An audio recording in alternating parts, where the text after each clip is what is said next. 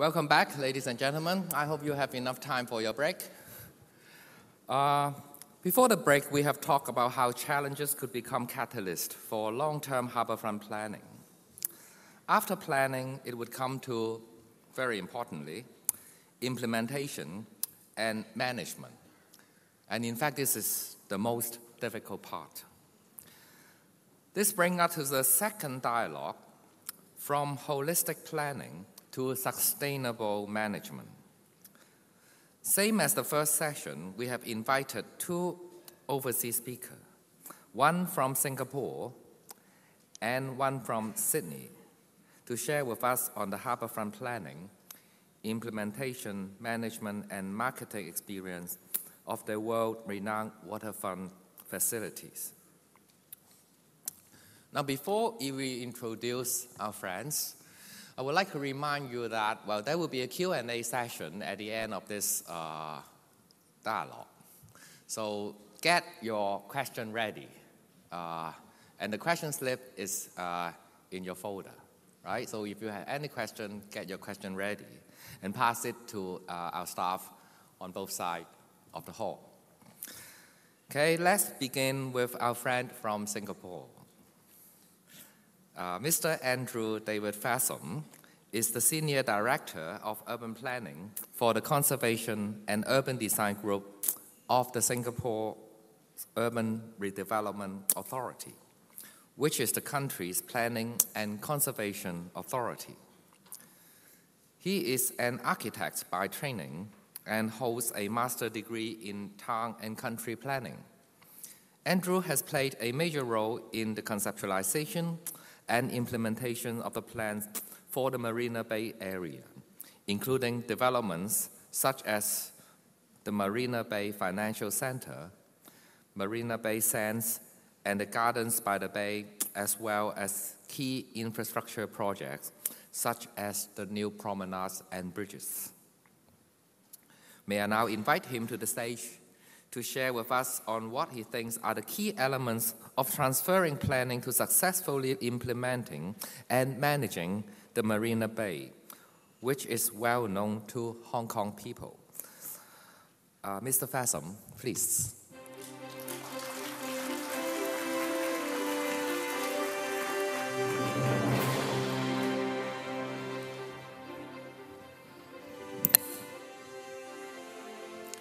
Well, good morning, and thank you on behalf of Singapore for the opportunity to come and share our plans with you.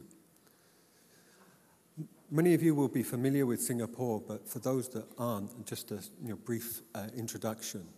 We're an island state, a small island state at that, of just some 714 square kilometers, but with a population of 5.2 million, which makes us quite a dense city, comparable to Hong Kong and some of the other major cities internationally.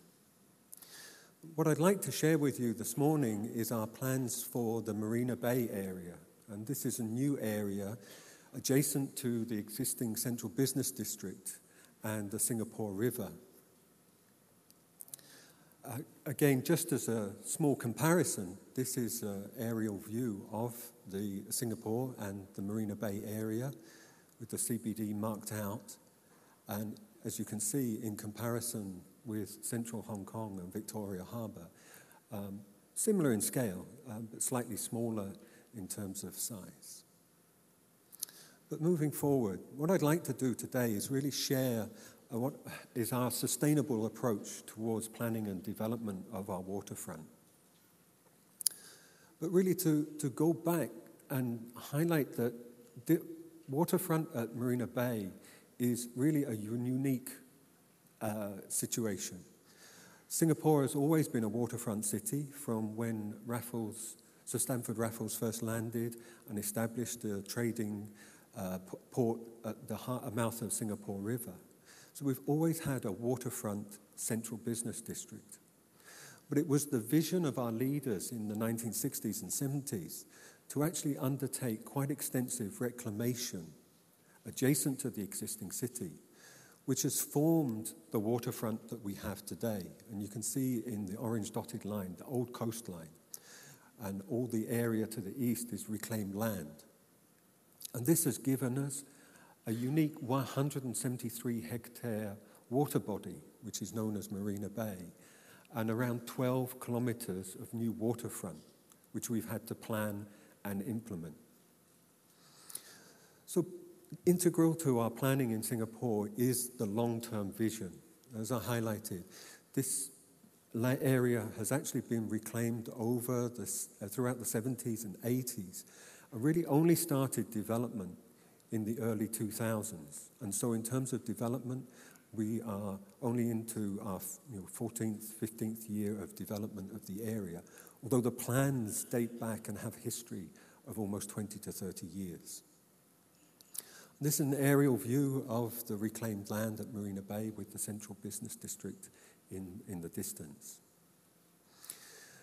We've talked a lot this morning about positioning and where the water, or where the city touches the water. And I think this is an important part of our planning. And we've recognized that each of the edges around Marina Bay front onto different parts of the city. There is a historic area with the Old Clifford Pier. There's a central business district. And then the new reclaimed areas, which are coming up as more lifestyle and recreation, arts and entertainment, more mixed use in character. It's also important to set aside a vision to aspire to. And one of our key visions is that this is a place that should be lively. It is a place where people work, but it is also a place where people play. So in developing our plans for the area, we've really focused on it being a mixed-use precinct. And we have a white site zoning, which allows for more mixed-use residential, hotel, retail, entertainment uses to come in, not just extension of the office uses within the CBD. So one of the conscious things that we've done is move away from the traditional CBD, which today is around 70% of office use. And moving forward, we have a much higher percentage of residential and hotel uses, because we want to bring in more of a living community to support activities and to make the waterfront a place to be, a place to live, and a place for people.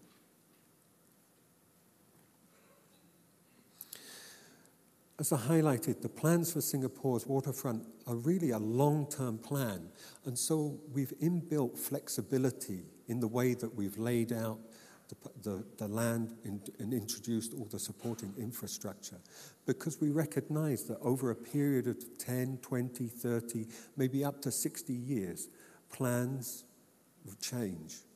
And there's a need to be able to respond to new ideas, new demands, new types of development. So we set out a grid-like parcellation for the area and a series of smaller parcels. But this gives us the flexibility to actually amalgamate these parcels when needed. And for example, when we needed a larger site for a master developer to come in and build the new Marina Bay Financial Centre, we were able to bring smaller parcels together and introduce a larger mixed-use development which has offices and residence and retail uses.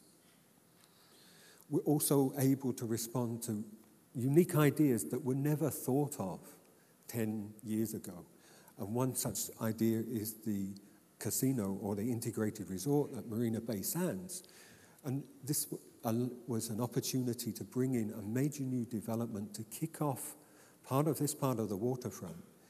And again, we were able to bring together a series of smaller parcels to create a 17-hectare land parcel for the integrated resort to come along and contribute in a major way to our new waterfront.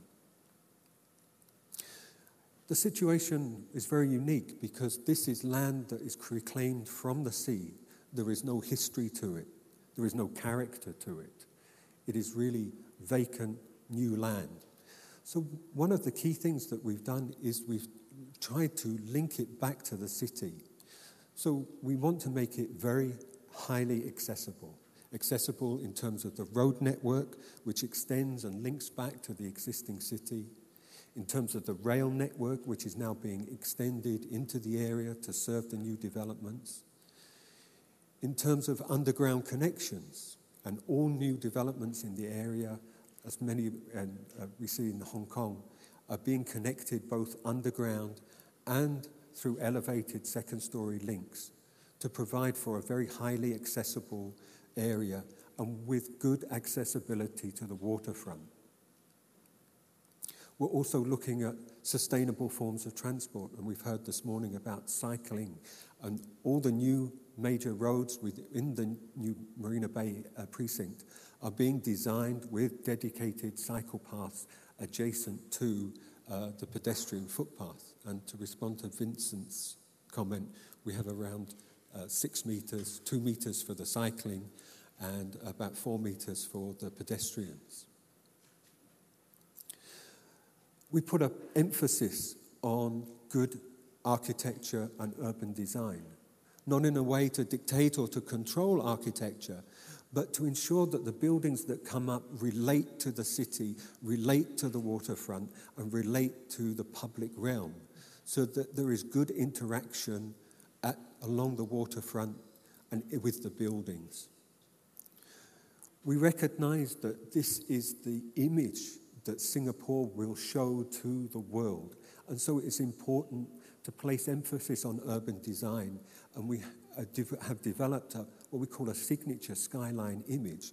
So we have lower-rise buildings fronting onto the waterfront, which help to give the area a more pedestrian scale. It's more attractive and there's a good feeling to be there, with the higher-rise developments set further back. And this also helps to spread value throughout the area and not just concentrate it along the waterfront. So we have detailed urban design guidelines that ensure that we don't get a series of tall towers along the waterfront, that we have buildings of various heights to create variety and interest, and we have good spacing between buildings. So there are views from the buildings further away from the waterfront through to the water. We also try and create the opportunity for innovative ideas in terms of architecture. And this is a view of the Sky Park on top of the Marina Bay Sands. And this was an idea that was simply born out of one of our urban design requirements, where we said, okay, we're going to have a high-rise building here. This is an opportunity for a public observation deck. What we'd like is for people to be able to get up to the highest point of the building and enjoy the panoramic view of the bay. And the architect for the development, Moshi Safdie, said, let's take that idea and let's multiply it tenfold. I'm going to bring not just an observation deck, but the swimming pool for the Marina Bay Sands up together with a landscape garden and put it on top of the hotel development. And now we have a wonderful, iconic moment for everyone who visits the bay. One of the key things, I think, is that it's important to create a differentiating factor, and that will really depend on the particular city. And Singapore has always been known as a garden city. And in developing Marina Bay, we wanted to take that and ingrain it into the way that we developed the area. And what we came up with was a term of a city in a garden. So we have a series of buildings set in a garden landscape setting. So we took a very bold move some 7 or 8 years ago to set aside 100 hectares of land, almost 1/4 of the area, for new gardens and waterfront parks. And we thought this was important because, after all, a waterfront is a place for people. It's part of the city, it's part of the people's city. And so we said, let's have waterfront parks along the majority of the new waterfront. But we also have dense development, so we also introduced a series of major public spaces in between the developments that can help extend the greenery and the water into the higher-rise developments. And this also helps to spread value throughout the district and not just concentrate it on the waterfront. It also means that buildings and people living and working in the buildings can enjoy a look into a garden or a landscape space or the waterfront.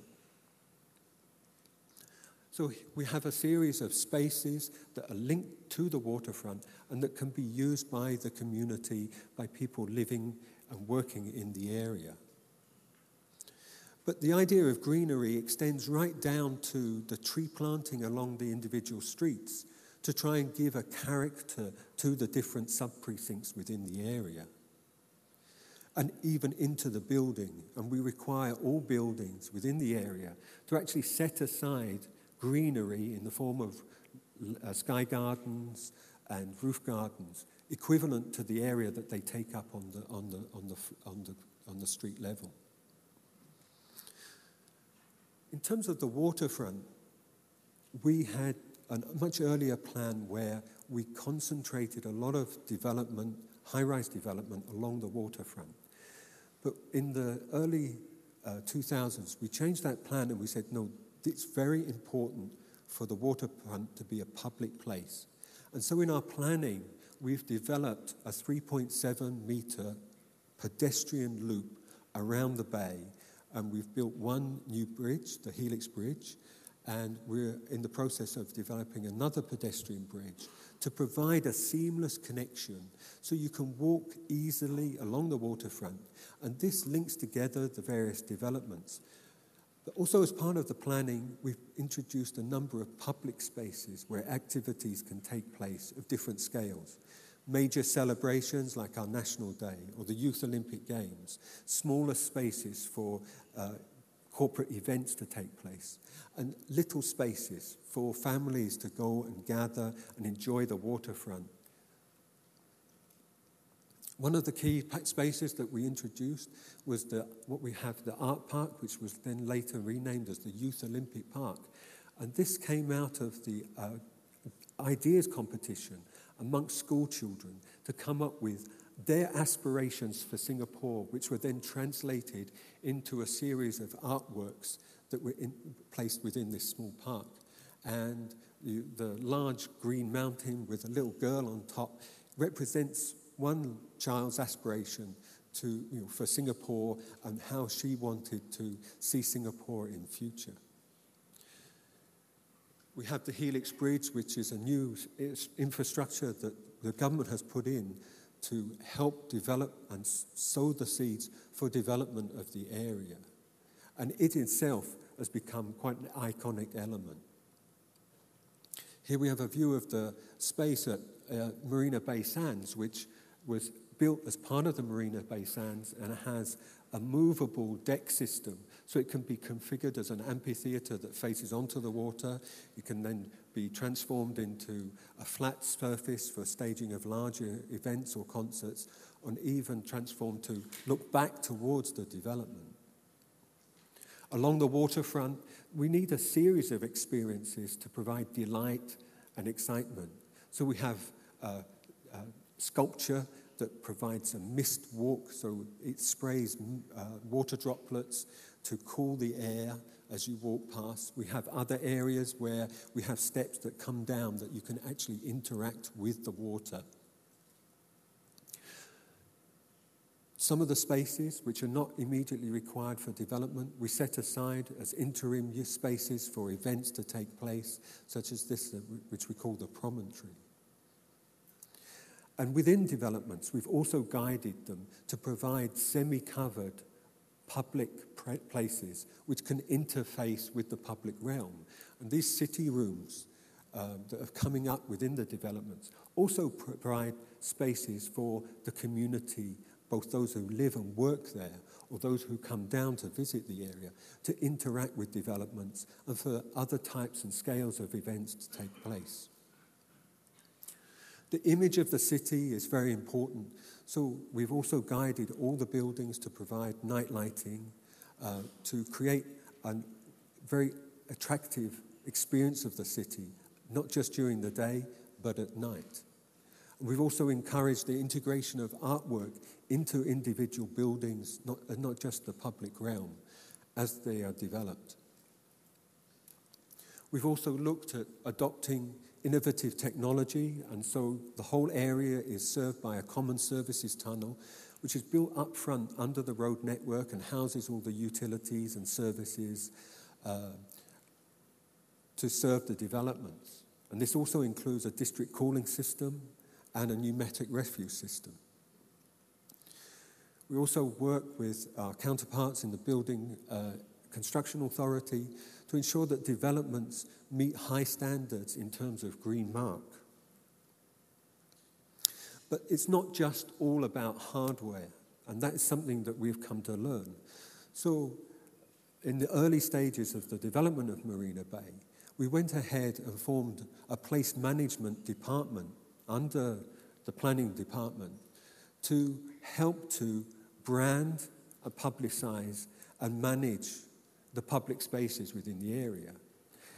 And we worked hard on marketing the area to bring in development, not just going overseas as a planning department to publicize the plans and attract development, but going hand in hand with individual developers to showcase not just the vision and the plans for the area, but individual developments that were coming up. Our place management department has worked very actively with stakeholders to put in place a calendar of signature events of various scales to encourage people to come back down. And this is something that was one particular challenge that we faced in Singapore, because this is a new area. There's no history. It wasn't accessible. No one was there. There's no character, no community. And what we needed to do was reach out and bring the community down and get them emotionally engaged with the waterfront. So one of the key things that we have is the Marina Bay Countdown, which has been very successful. And we attract 300,000 to 400,000 people down on New Year's Eve to celebrate around the waterfront. We've worked with other colleagues in the tourism and trade and industry boards to bring in major events such as the Formula One Grand Prix, which part of the track actually runs along the waterfront. And this again is the opportunity of building the brand and building the image for the city, and the image that will be broadcast around the world and becomes known as Singapore. We've also teamed up with other cities to bring in interesting events and activities. And this is our iLight Festival, which has already had 2 editions, and it's a biannual event where we team up with Sydney to have installation artworks which are based on sustainable lighting principles. And they include projections on buildings, installations in the lobbies of buildings, and interactive installations along the promenade. And this has become a fun favourite of the local community. Where there's opportunity, we also make use of the waterfront for celebrating with the rest of the world. And in 2010, we were fortunate enough to host the inaugural Youth Olympic Games. And we had the opening and closing ceremonies in Marina Bay. The use of the waterfront and the water space is also something that needs careful planning. And we sat down and we drew up a master plan, not just for the land, but also for the water, so that we could set aside space for the commercial water taxis to move around, provide water transportation between various destinations, and also spaces for water-based activities for the community to come down and kayak and sail within the reservoir. So we have a variety of water-based activities. We've hosted the Extreme Sailing Series, which is a great event that brings people down to the waterfront. But it's not all about international events. What do you do day to day? And so we've encouraged kayaking, dragon boating, and we even have sailing in the Marina Bay. And we have a small fleet of sailboats parked just in front of the Marina Bay Financial Centre, and locals, corporate organisations can come down and learn to sail, and once they're proficient, take out the sailboats and sail around the bay. And this provides activity on a daily basis. It's not your once a year, once every 2-year event only. We also try and have community-based events that families can take part in. So we have kite festivals. We also encourage young music groups to come down and play along in spaces along the promenade. And then we also stage our National Day parade there. And this, over time, actually helps to brand the area and attract more interest and investment. And this is one example where we have a telco from Korea who came down and filmed an advertisement involving the Japanese boy band SMAP. And this was very popular. And this again helps to reach out, brand the area, and give an image for Singapore around the world. But plans are never static, and we continue to develop our plans. We have a long-range plan, but it is always developing. And one of the things that we're looking at now is how we can even improve further on our sustainability, looking at wind movement studies to provide a more attractive microclimate at street level, introducing even more sustainable elements into the design of buildings, recycling of grey water, etc. So the work continues. But over a period of 14, 15 years, we have been successful. And we find that the waterfront is a place not just for visitors, but also for the local community. And this has been part of the hardest part in actually creating an emotional attraction with the local community, with the waterfront. But after some hard work, we've found success there. And this is now one of the favorite waterfront locations within Singapore. Thank you.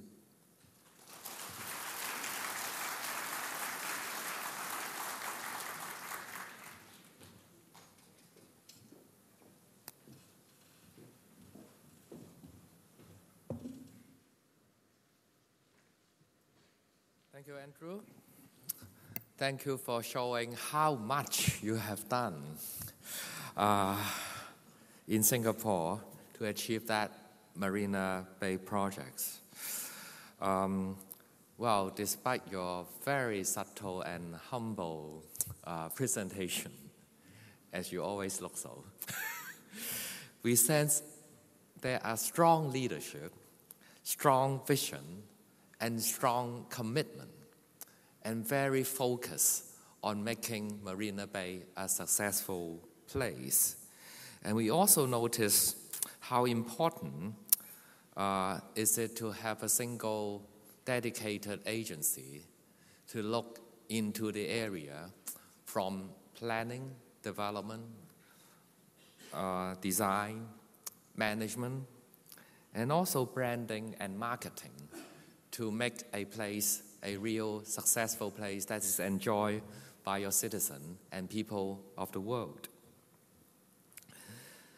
Now, we are traveling further south to Sydney, where the world-famous waterfront is located. The Rocks and the Darling Harbour are must-go destinations when we travel to Sydney. Well, you may not be aware that they are actually managed by a single statutory agency, the Sydney Harbour Foreshore Authority. Today, we are delighted to have the Chief Executive Officer, Ms Catherine GALLAGHER, to share with us how they keep this world-renowned waterfront facility vibrant and the authority's upcoming initiative, including the rejuvenation of Darling Harbour and revitalization of the Circular Quay. Sorry to keep you waiting because you have still a long introduction about you. So, Ms Gallagher first joined the Sydney Harbour Foreshore Authority in 2005 and appointed to the role of its CEO in December 2012.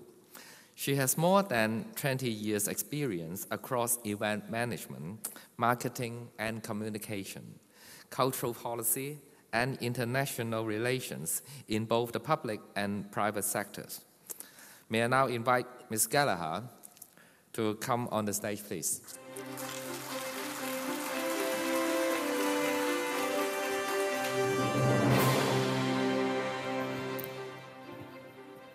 Thank you. Distinguished guests, ladies and gentlemen, I'm also delighted to be here. Sydney Harbour Foreshore Authority is responsible and is custodian for over 140 hectares of Sydney's most historically and culturally significant and sensitive foreshore lands. Our sites are deemed state significant, hence the reason for a dedicated agency with responsibility for their care, control, management and development. The authority's mandate was legislated in 1998, and it is to protect and enhance the natural and cultural heritage of the foreshore area, as well as secure, orderly and economic development. And in addition, we also have the task of enabling activities for community benefit and tourist promotion. These three responsibilities make up the pillars of modern-day placemaking. And I believe when legislation was put in place, it was actually quite visionary. And the concept of placemaking is something that the authority is very much embracing. The authority is currently responsible for driving 40 million visitations into our precincts annually. At least 60% of these visitors are Sydney-siders, and they come on average 5 to 6 times per year. The other 40% of the visitors are national and international tourists, and they visit once to twice a year and spend approximately double that of a local visitor. We also hold $1.3 billion in assets. We look after retail leases and significant commercial leases. And we have state heritage properties to take control of. And under the Heritage Council, we have delegations to maintain those sites. And we facilitate over 300 commercial, social and community uses. These include venue hires, use of the public domain for weddings, functions, all sorts of things, and even volunteer organisations, collection campaigns. We also produce 11 major festivals. We facilitate 22 cultural festivals, and we are responsible for key state significant waterfront assets. Oops. And the model itself is self-funding. We contribute $1.1 billion to the New South Wales visitor economy and the GDP. In the last 10 years, we have returned $100 million to consolidated revenue.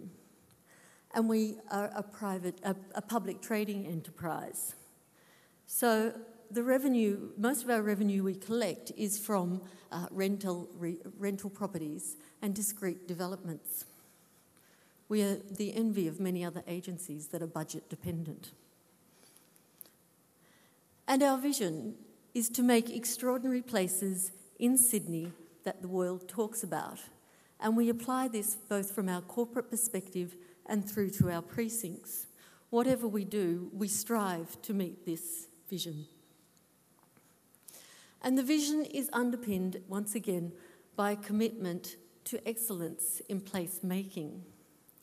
We have very much embraced this notion, and this notion is about creating places that promote people's health, happiness and well-being.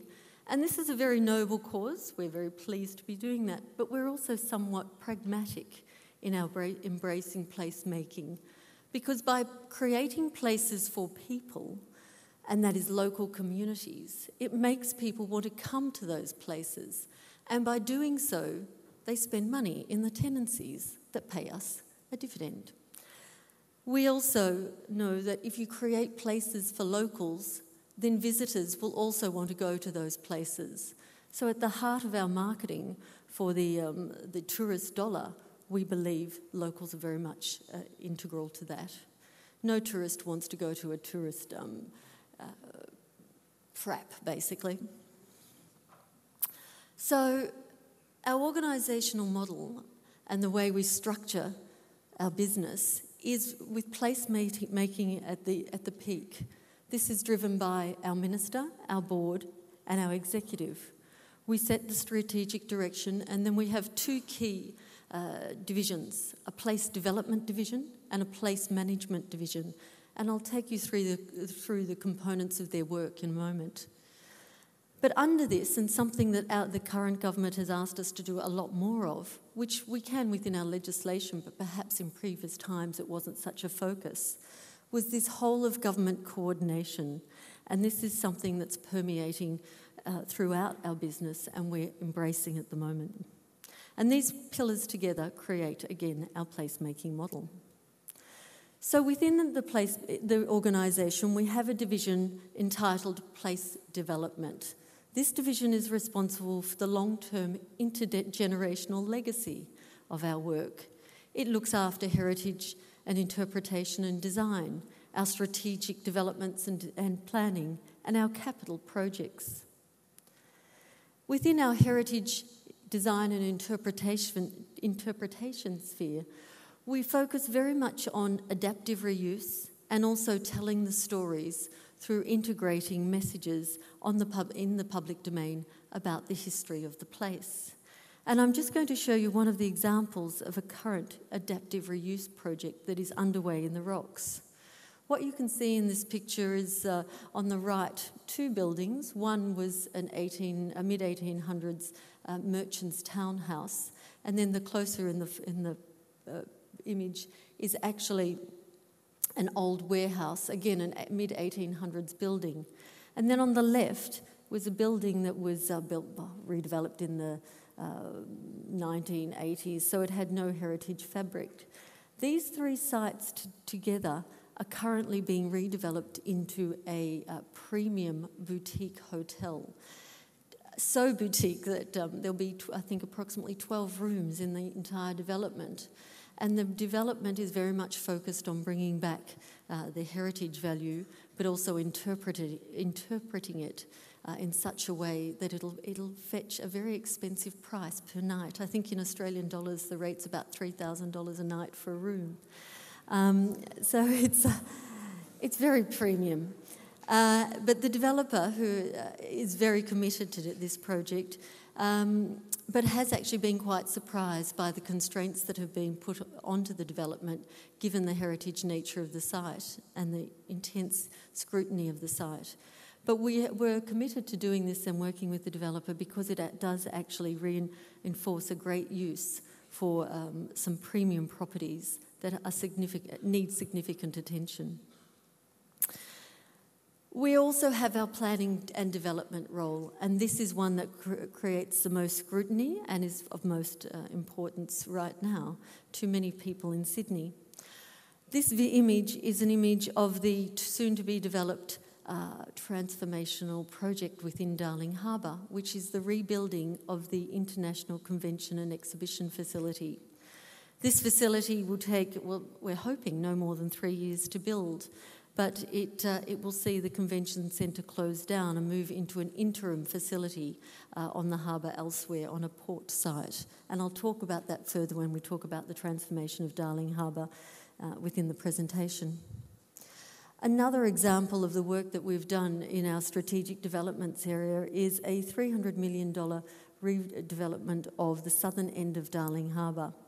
In 2004, we master planned the southern precinct within Darling Harbour and put out that plan to market. Lend-Lease was successful in bidding for the redevelopment, which included, as part of the public realm contribution, the development of a $20 million children's playground. The development was completed in 2011 and has won 43 international and domestic awards. It's cited as a fantastic example of public and private partnership with very, very strong benefits back to the community. The children's playground, which is lit here in the foreground, is actually a water-based playground, and day and night although this photo was obviously taken when it was late at night because there's no children in it, it's actually buzzing with life. It's been so successful that it's costing us a lot more than we anticipated in rejuvenating the sand and water that the children keep getting through.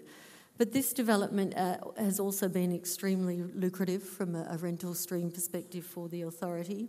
And with it, the Lend-Lease has responsibility for the building, but the public domain was handed back to the authority once the development was complete.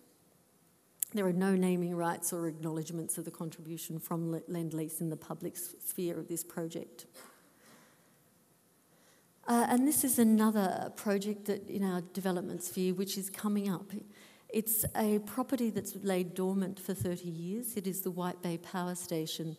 The authority has had responsibility for about the last 10 years, but it is this combined with the adjoining site that we also have responsibility for, which is a disused rail yard, are approximately 20 hectares of prime foreshore land.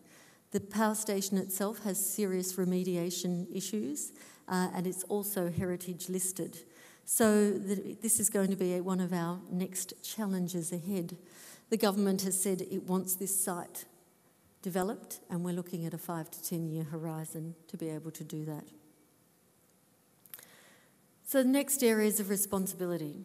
We also have capital responsibility for capital projects, and they're going to come up in a minute. There we go. We do refits to major upgrades, and we see our community service obligations sit within this realm of capital projects. So some of those community service obligations can be the redevelopment of whole parks that do not have a developer contribution within them.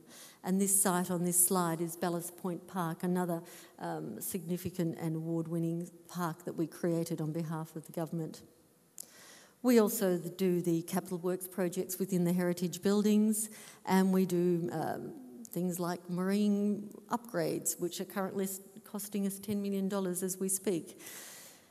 And that's the one stream of business. Now over to our place management role.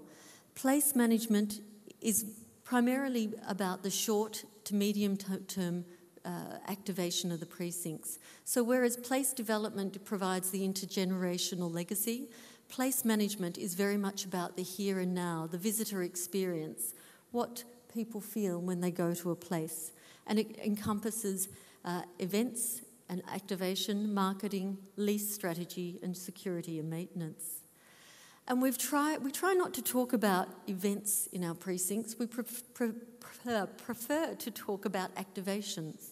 And the reason for this is that we don't rely on the big one-off events for our harbour life. It's very important that they're places with an ongoing edge and activity within them. So we're always looking for experiences that go beyond the big bang. In saying that, Sydney and Sydney Harbour Foreshore Authority is very good at a big bang, and every Sydney-sider loves fireworks. So anytime you go down there, you're likely to get fireworks on a Saturday evening, and including this weekend, we have a major activity on the harbour. But it is a balance between the intimate engagement and large-scale spectacle. And to try to ensure we have balance within this, we actually have a cultural policy and a cultural and events team. And they have a vision. The vision that we've set for our activation stream is to stir our visitors to passion, excitement and curiosity, to ensure that we jolt their understanding of where they are and who they are. So when we're looking at what activations we will undertake, that's what we look for. We want to stir a sense of excitement in our visitors, and we also want to make sure that they take away strong memories that are relevant to place. So we're also always looking for a sense of place when we determine what events and activations we carry out. And so this previous image was one of the big bang, or a big large-scale spectacle, but the next image is an event we carry out in the rocks, and it's familiar. It's reminiscent of a lot of the events we do, both in Darling Harbour and the Rocks. And it's one that's more intimate, and it really embraces the intimacy of the Rocks as a precinct and reflects the sort of activities you'd want in such a heritage precinct. Things that are small and can engage people on a one-to-one level. But another component that's very, very important when you're looking at activating a place for the here and now is the lease strategy, particularly the retail lease strategy. And this is something for us that is often a challenge. You have leases that are 5 to 10 years, sometimes 20 years, but sometimes the interests of visitors change, and it may no longer be relevant to have predominantly tourist product when your visitor and your local is becoming more sophisticated in their needs. So at the moment, the Rocks is undergoing a major look and renewal of its lease strategy, and we are working with both a commercial leasing agent but also a boutique specialist in activating intimate and historic precincts to work out what exactly is the right retail mix that will work for both Sydney-siders and visitors alike.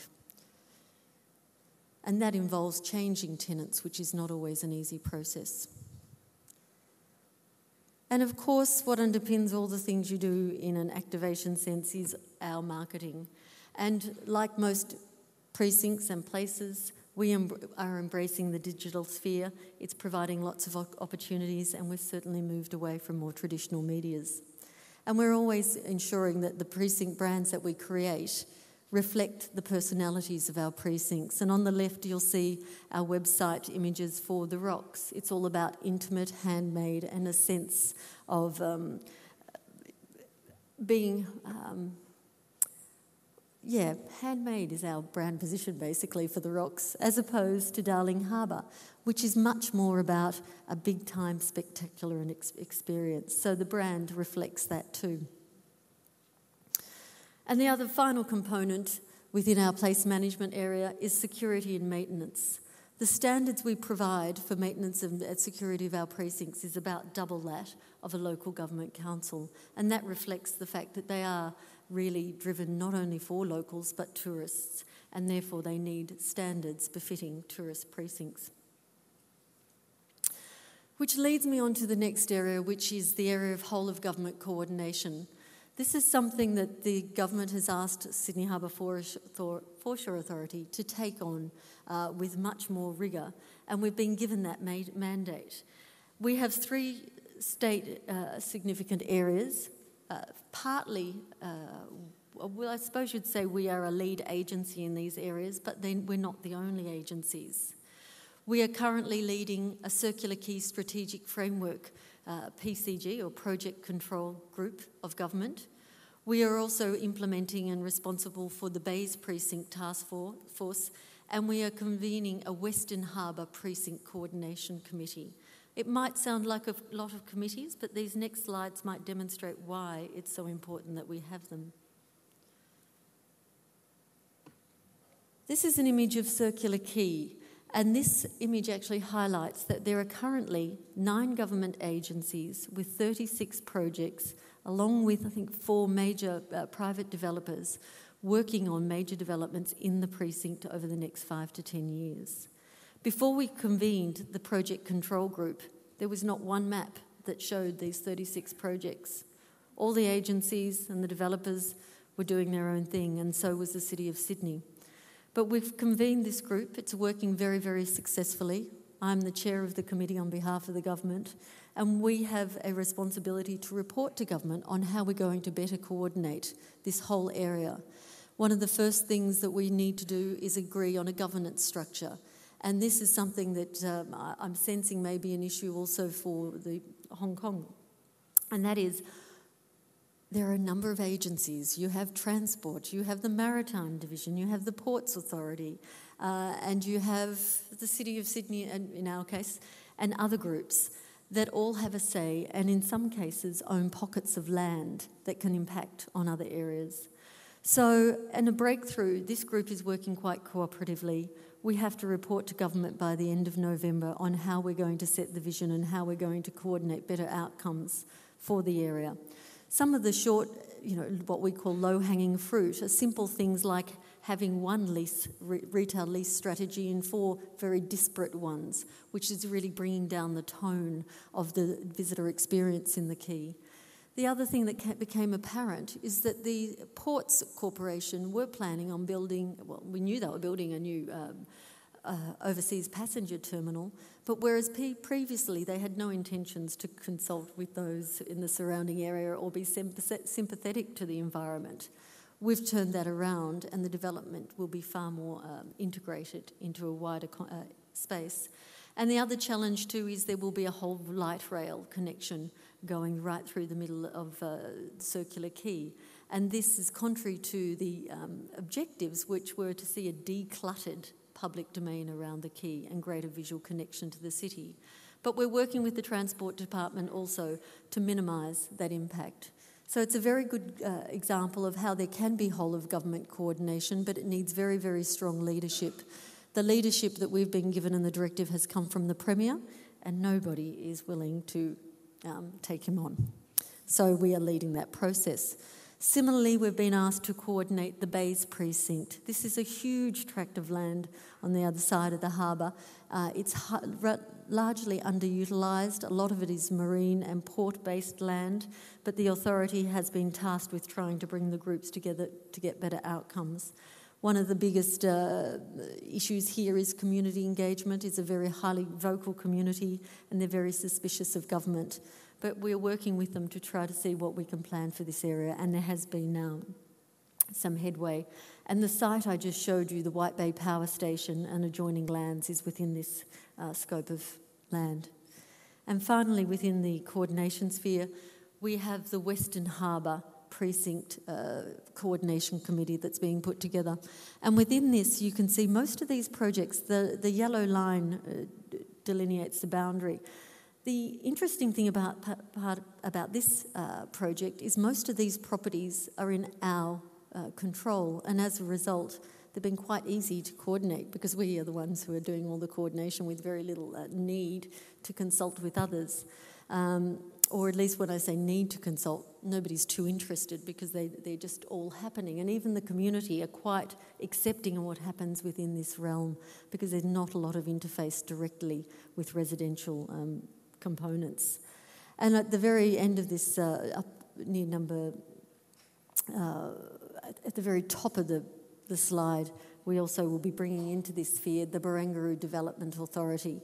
Barangaroo development is a huge development. It was initiated first by the authority, but once it got to a certain stage and size, the Barangaroo Development Authority was set up and a number of our staff were moved over to that new authority to plan the 20-hectare redevelopment, the most important redevelopment happening in Sydney at the moment. Once that development is complete, the legislation has it tipped to come back for place management responsibility to Sydney Harbour Foreshore Authority. So that's our core business. I'm going to try to very quickly now take you through a case study in basically the transformation of Darling Harbour. It is a case study and a work in progress, but I wanted to take you through the issues here and how we're managing it, because there'll always be transformation, there'll always be different works going on, nothing remains static. And this is actually a good example of how a project can work quite successfully. As many of you might be aware, we are actually building in Darling Harbour a new international convention and visitors centre, convention and exhibition centre. This is a slide just of the current Darling Harbour as you would know it. The convention centre centre is on the opposite side, in the far side of the slide, away from the marina, and it's quite unobtrusive. It's actually 25 years old and it's highly successful, but it's getting tired. And one of the commitments of this government was that it would rebuild it. And it stuck to its commitment. It was about the first infrastructure project it undertook when it was appointed and or elected. And it's well underway. There's 3 years for this to be rebuilt. And during that time, all conventions and exhibitions will be moving off-site to an interim facility. We are working with the developers of this site. We have, again, it's one of those interesting structures. We did a lot of the preliminary work for this development, and then once it was going to go ahead, the government moved it over to a new entity called Infrastructure New South Wales, and it's a new government agency that's taking on large major infrastructure projects, and they are building it, and once it's completed, it will return to the authority for management. It's working out very well in this way, and we are working and integral to all of the discussions with the proponents. And as we've said previously, our vision is to make extraordinary places in Sydney the world talks about, and the transformation of Darling Harbour is no different. The shot here is of the planned new convention centre when it is complete. The convention centre will be a fully flexible centre which will have both exhibition, convention and entertainment facilities, concert facilities within it. It will also have a new 4 to 5 star hotel and a residential development in the Haymarket section, which will consist of over 1,000 apartments and a mixed retail use. This is the preferred master plan of the development, which I've probably just touched on some of the key components, but I'll leave it with you to look at later if you're interested. As I've mentioned, it will be renewed world-class facilities. It will actually enhance Darling Harbour, and one of the important things of this, and most dear to the community's heart, was the maintenance of Tumbalong Park and the Chinese Garden of Friendship. It will also enhance the recently completed Darling Quarter component. And one of the things this development will also do is start to open up the precinct. When Darling Harbour was built 25 years ago, it very much backed onto the city. This project will help us enhance and continue to open up Darling Harbour to be more integrated into the main city planning. So for the authority, what we have to do over the next 3 years is keep Darling Harbour alive.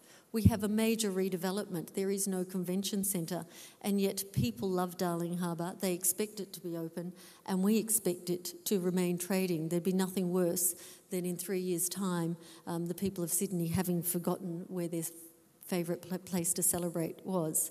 So our task is to keep that thriving.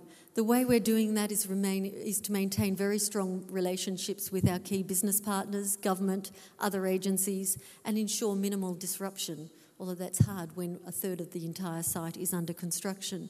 And since this time, the IMAX Theatre 2 has decided to redevelop, and that is a $500 million project which will be also going on at that time. The way we're doing the whole planning is that we are currently preparing the Darling Harbour strategic plan, which will incorporate all the up-to-date planning principles for the authority and expectations for future developments. We've formed a Darling Harbour alliance of all our key tenants, and we're working with them to develop the brand positioning, activation and integration with the new operator of the convention centre. And we're doing all this, of course, underpinned with strong media and communications. And finally, on the right-hand side, I talk about the goods line delivery, which in itself is a project that I will touch on next. So this is just a summary of our Darling Harbour Alliance partners. The 6 head lessees of the Darling Harbour precinct have come together. They are contributing significant cash contributions and working with us to determine the marketing and event strategy for the next 3 years to keep Darling Harbour number 1. It is a private-public partnership, and we have a shared vision and a very flexible model of working together.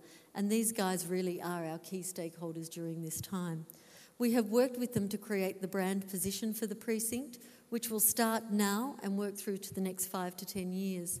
And the brand positioning for Darling Harbour is big time, because everything about Darling Harbour is big. Everything we do in Darling Harbour needs to be big because the water seems to subsume everything. So unless you build and create events and activities that are really big, they just look little. It's something about the precinct. It devours everything in a positive way. And it's just as well, because when we do our big events, we have up to 200,000 people on any given day in the precinct. And the underpinning values of the big time brand are celebration, innovation and dynamism. And that's what we seek to achieve. And the brand, with doing this piece of work with our head lessees, They have agreed to use the one brand so we don't have a whole lot of sub-brands within the precinct. And the brand approach they've taken is an inflatable brand, but you really need to go onto our website to find out more about that. And the last part of this in terms of the transformation and what we're doing over the next 3 years is ensuring that the precinct remains vibrant through the activation strategy. We have determined 5 key principles of activation over the next 5 years, and these are the principles at which we determine which events we will support and which ones we don't, or activations as I keep saying they are. The first is that everything we do needs to look at whether or not there is spectacle. It can be a small, intimate event, but it should still create a sense of something special in Darling Harbour. And it has to have a sense of spectacle because, again, of the size and scale of the space. We're also looking for events that seek to have social interaction. They must embrace the community and give them a reason to have a conversation.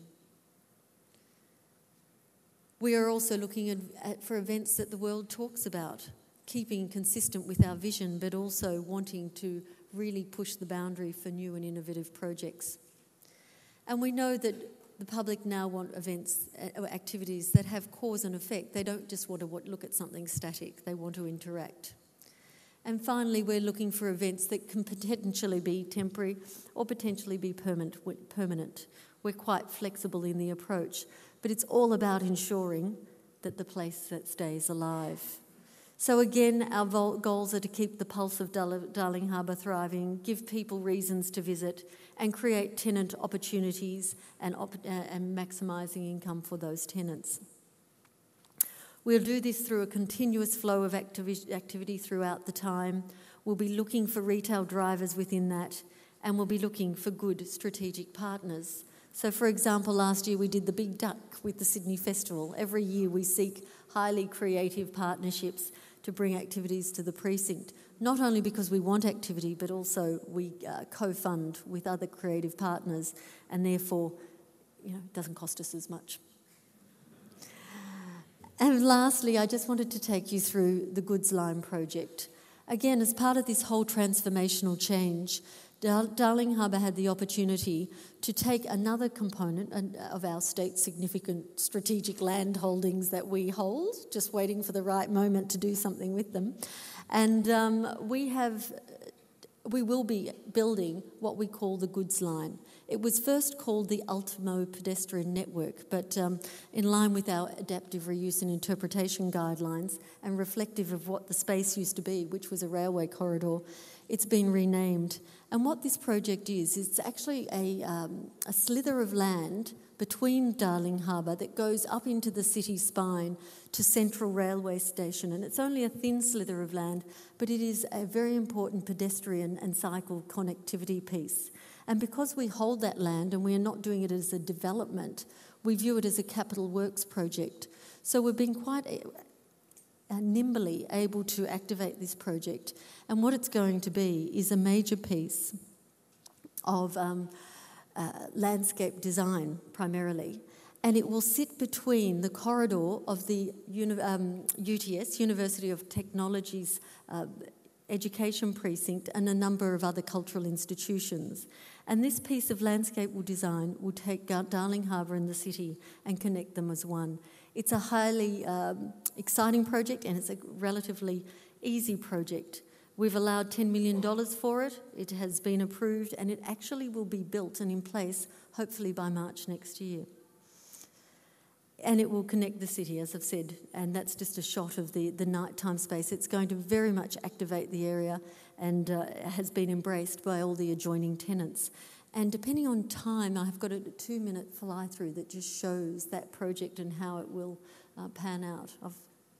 If we've got time, I'll put it through. I'll look for someone to... No? Run out of time? Oh, no, we will. Okay.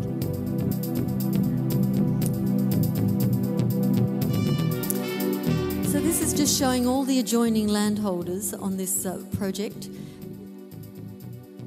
The Psycape development at the end. There is already some existing cycleway, but this will actually bring it... It will actually create it like the High Line project in New York. And we see it as a major civic connector that will see students and the city workers able to traverse through to Darling Harbour with minimal need for public transport. And like Brian was talking about, we are very much embracing less traffic and more use of walkways and cycleways.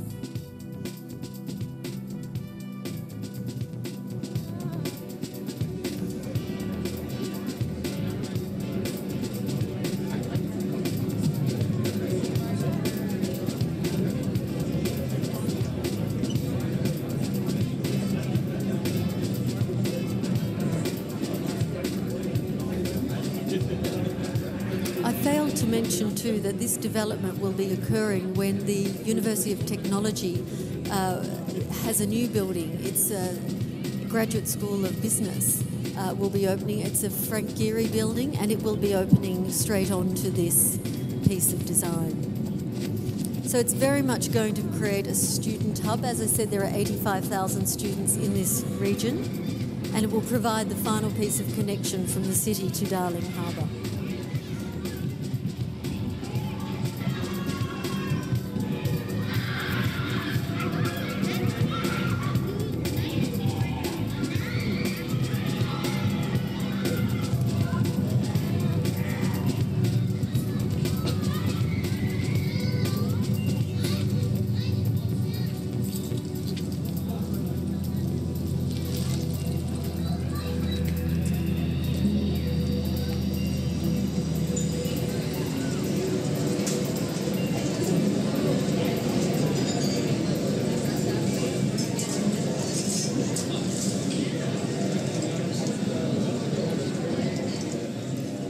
So that's just a snapshot of the authority and some of the work we do. Of course, it's always far more complex than that, and we don't get to highlight all the ins and outs and some of the great work that the team do.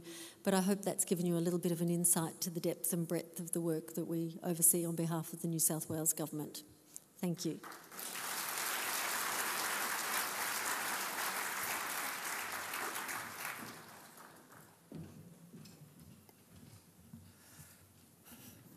Thank you, Catherine. Very impressive presentation, and a lot of work has been done.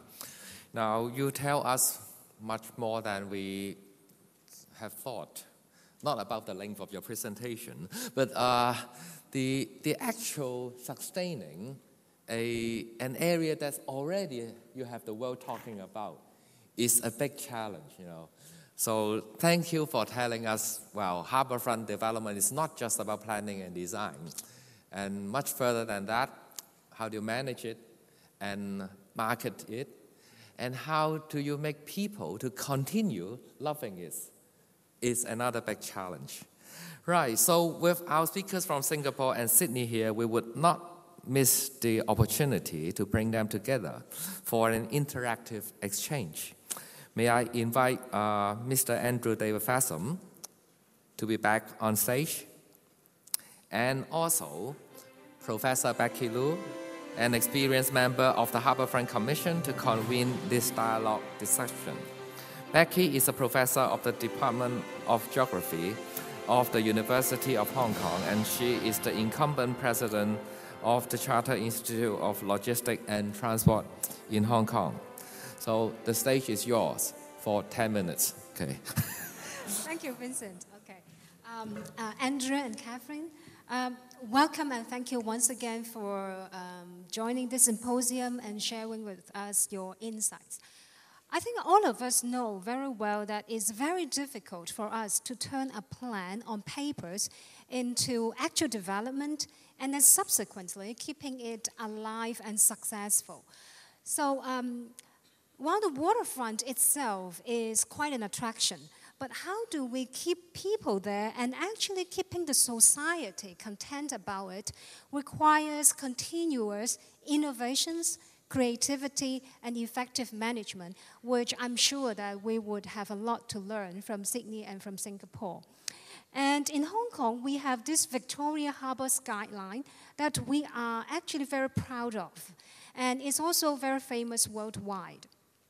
But over the years, we see that a lot of the development actually has been happening in a very ad hoc manner and in a fragmented manner. So in Hong Kong, we have been looking actively as to how can we ensure that waterfront projects actually happen in a holistic manner, and subsequently, how do we get up to an innovative management model to keep the waterfront vibrant? So I hope that perhaps you can share with us some of the thoughts that we have in the Harbourfront Commission and some of the topics that we have been contemplating on. Now, in particular, Andrew, I think the audience would agree with me that the Marina Bay is Singapore's most exciting and ambitious urban transformation project, which created a new skyline for the country. And in your presentation, you have shown that you have been very flexible all the way so that you encompass some worldwide creativity and innovation, so much so that it seems to me that your plan is actually organic. So my question is, so what is Singapore's Urban Renewal Authority's role in keeping the development plan up to date? Now, it seems that you have been taking a proactive role in approaching potential developers, and I wonder, did you work closely with the private sector throughout the process so as to ensure that nice idea at the beginning would really materialize? And if you have done that, so how can you ensure, in a sense, that in the society, people do not perceive the government to have favoritism to certain selected developers in the process? It's a dilemma, isn't it, Andrew? Yes, I think it is a dilemma, and it's something that we're very conscious of. But we have made sure that we have a very transparent system in place. There are drawbacks to that. I mean, as a general principle, then all the sites are tendered out publicly. So there is an open competition for all sites. But that does mean that there's a certain limitations in perhaps when you see a very good project, being able to bring that in terms of development. But the way we approach the waterfront is, in a sense, no different to the way we approach the planning of the city as a whole. We place a lot of emphasis on good urban design, on the public realm, the interface of buildings. After all, the city is a collection of buildings, and how people experience them is how the buildings come together and connect, and how they address the street, the spaces that they create, the activities that front onto them. So this is where we place a high degree of emphasis in terms of urban design. Architecture is important, and we have a design advisory panel where we review in specific projects in terms of the detailed architecture design. But it's a peer-to-peer panel, and it is really looking not to dictate a particular style or a form of architecture, but rather to ensure a high degree of quality and that the basic planning principles and outcome that we want from the site are realized. Yeah. But I think beyond that, in terms of, you mentioned also in terms of the place management in endearing people to the area. I mean, as we've developed the area, we've seen that there really needs to be a number of different interventions, and looking at different types and groups of people. There needs to be supporting facilities. Principally, the area was developed as an extension of the central business district. There's a high proportion of offices. So we need to also be guiding that there are supporting amenities. There are places for people to go and grab lunch, meet after work, have dinner, etc. But then as we bring in more residential community, there need to be other facilities. And Brian talked about schools. There need to be parks, playgrounds, etc. We found that the waterfront has become a very successful place for people to go jogging and exercise after work, but they tend to be the people who are working there. So again, it's how do we bring down the wider community, Singaporeans at large, at the weekend, how do we bring them down to the waterfront to enjoy the area?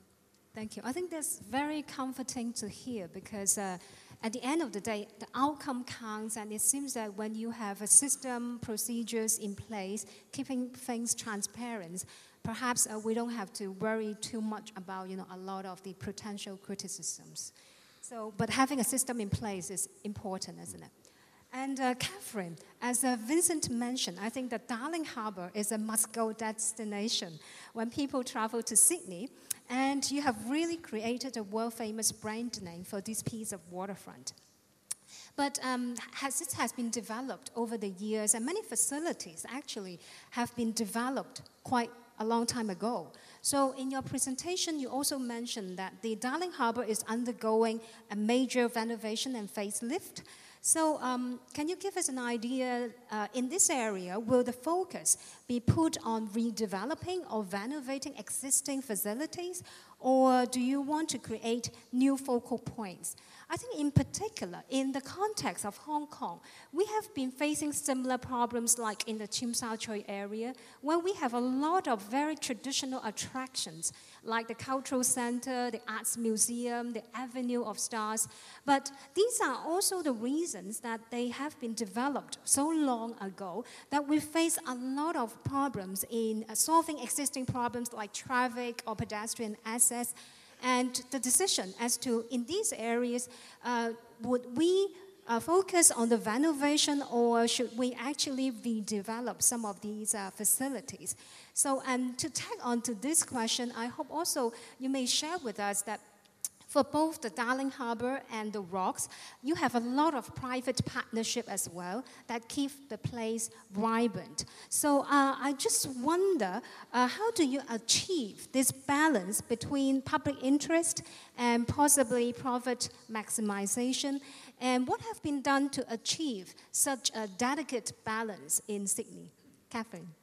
Okay, well, I think it comes to the issue first and foremost about the balance being centred around transparency. We are under constant scrutiny, and everything we do is transparent. So anything that we are contemplating goes to market and is open to all of the public to be able to assess that documentation. In terms of whether or not you renovate or redevelop, when the convention centre was put out to tender, the brief was to put forward a proposal to revitalise those facilities, and it was optional whether or not the proponents chose to redevelop, renovate or rebuild. And of the two proponents who were left in the last bids, they both put forward that the preference was to rebuild. I don't think there was much economy of scale to try to renovate. So that was a market decision. It has turned out to be a very good decision. It has enabled a lot more change in Darling Harbour. We were speaking yesterday about the fact that the monorail has been removed. And as a Sydney-sider, that's a really good thing. I didn't like the monorail, and most of the Sydney-siders, have a strong view. There wasn't a lot of dispute about getting rid of it, and that happened as a result of the redevelopment of the convention centre. So often it's the market that will help decide whether something's renovated or redeveloped. It is 20 hectares of a 60-hectare site. That is the convention centre. So that is a major redevelopment. It's also pushed some of our other head lessees. Most of our leases that are quite big are 99-year leases. So we've had proposals from some of those leaseholders to see if they can also undergo redevelopment at the same time. And the other problem is once you get such a fantastic new centre being built, it makes the rest of the precinct look somewhat shabby. So we're embracing some of those updates that are being put to us. And what we're requiring of existing tenants, if they want to do their updates, we very much request and require upgrades to the public domain. So as part of the redevelopment of the convention centre, the successful proponents have to totally upgrade the public domain within that 20 hectares, and it's totally in consultation and agreement with us. Similarly, we have a new development that's being proposed, and as part of that bid, they are proposing $10 million of public domain outcomes and upgrades, and they don't keep that within their lease line. That all comes back to the authority, and we have to agree to those upgrades. Okay, thank you. So I think in the interest of time, I just want to quickly touch on the last point on the dedicated agencies that this symposium is about. So, Catherine, I know that your Sydney Harbour Foreshore Authority is actually a statutory agency that owns and manages these very important assets of Australia. So I just wonder, does this statutory framework limit your authority creativity in taking forward waterfront project in any way? Or do you feel that it's actually being an advantage as a statutory agency, like in taking forward this whole of government coordination strategic framework that you have?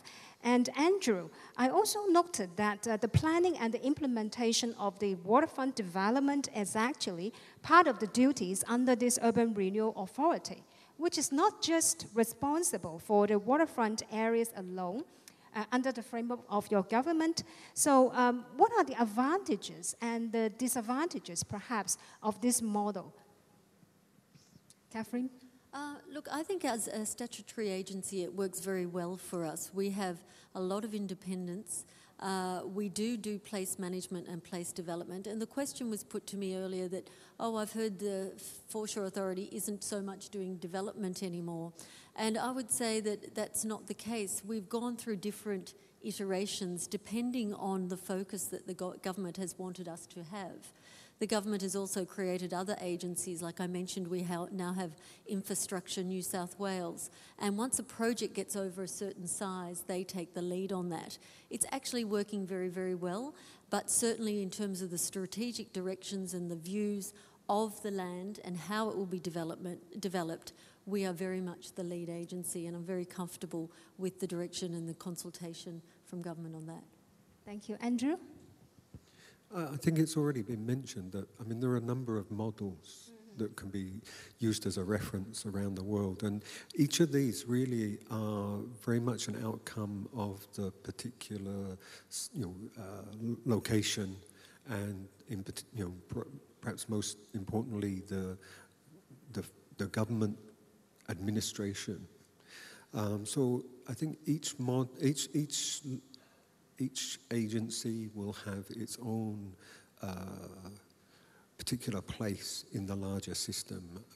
But for Singapore, we had certain limitations in what we could do, so we set up a department within the planning department to oversee the place management. The larger planning of the area and implementation of infrastructure, the promenade and the bridges, was done through the planning department, and the place management department really looked after the asset afterwards. But in our particular situation, then there were limitations in terms of funding, although we've been able to ring fence the revenue that we've had from leasing out spaces, public spaces. But we don't own any particular assets, so then we have to look for other sources of funding from the government. Yeah, I think this is very important, funding that we have to look at. So Andrew and Catherine, thank you so much for sharing with us the implementation process and the management experience of waterfront developments in Singapore and in Sydney. I think it's time for us to open the floor for the participants for the Q&A section. And Vincent,